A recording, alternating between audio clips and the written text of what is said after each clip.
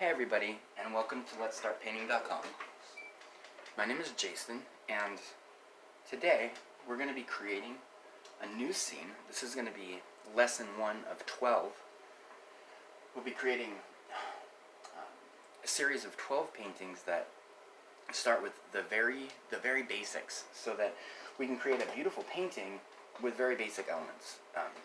In the first painting, we're going to be talking a lot about horizon lines and depth, how we can create depth in a painting. And we're going to be doing something along the lines of this little painting here. Something like that.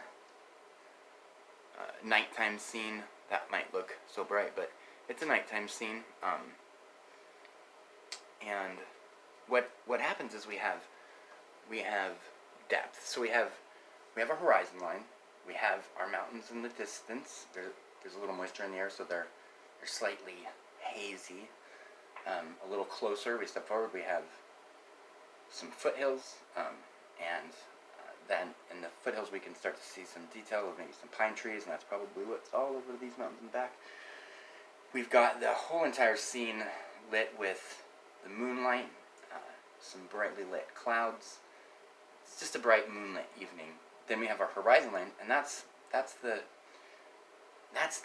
one of the most important elements of a painting is where this horizon line goes.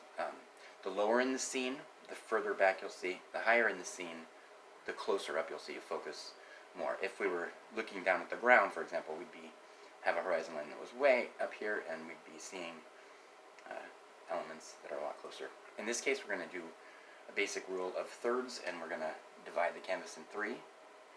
And then on the bottom third, that'll be our foreground. The horizon line basically divides the earth from the sky. Anything that goes past the horizon line are just elements, but the horizon line is still here, and this is the earth. I like to think of the horizon line as basically a divider between the earth, the flat line, if the earth was flat like a desert, and any elements that sort of pass up into that. Mountains are above the horizon line. Trees might pass the horizon line. You might have those kinds of things. And so what we're going to do is we're going to start with a scene like this. We're going to use very basic colors. We're going to use the Liquitex Basics set of colors, which include white, Liquitex Basics white, the alizarin crimson, which is like a rose color, and then we'll have, of course, cadmium yellow,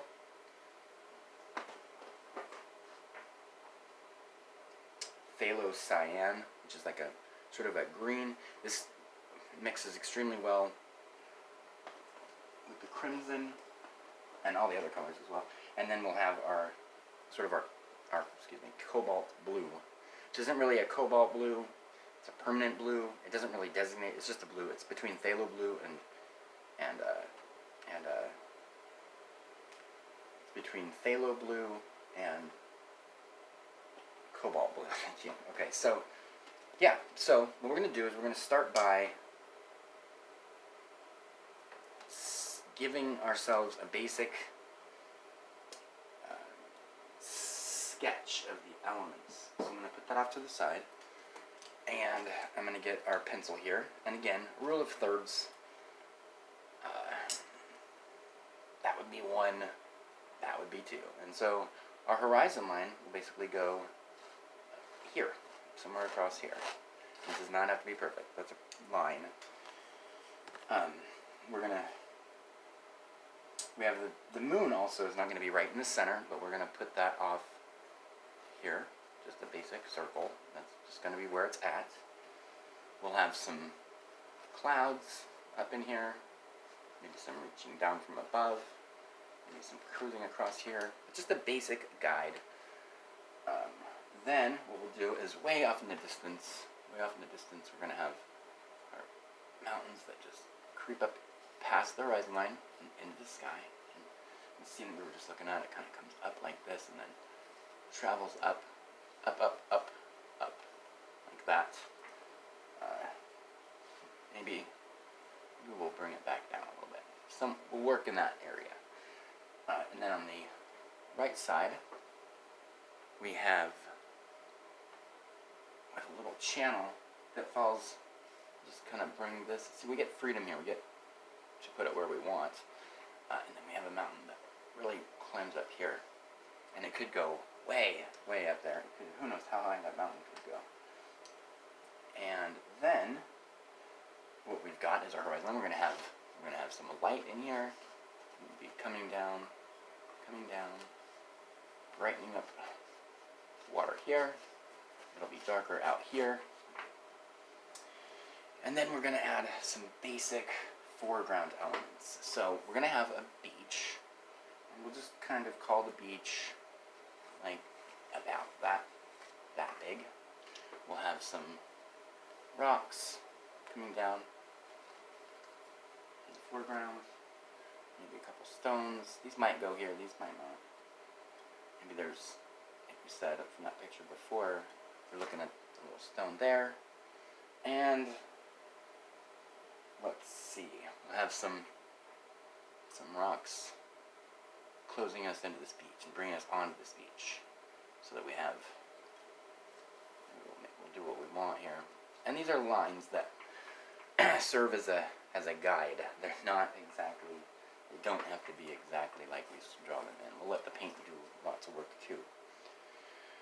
And in that scene that we were just looking at, we have a pine tree. So that pine tree will sort of grow up from the side and get it right through the horizon line, right through the sky. And don't be afraid to, when you're painting, don't be afraid to pass through elements. You might have spent some time working on some details here in the painting. And sometimes these things come later. They come after. They're sort of afterthoughts. You have this whole scene done. You never considered a tree. You didn't really have a goal when you started the painting. You just knew that you wanted to do something. And then all of a sudden you're like, it feels like you need more depth. You need to be drawn in more. And so you want to bring in a foreground element. And that, in this case, we already know is the tree. But again, don't be afraid to add a tree, even if you've spent time working on it. Sometimes people want to, I don't want to pass this because I don't want to mess this up that I've already created.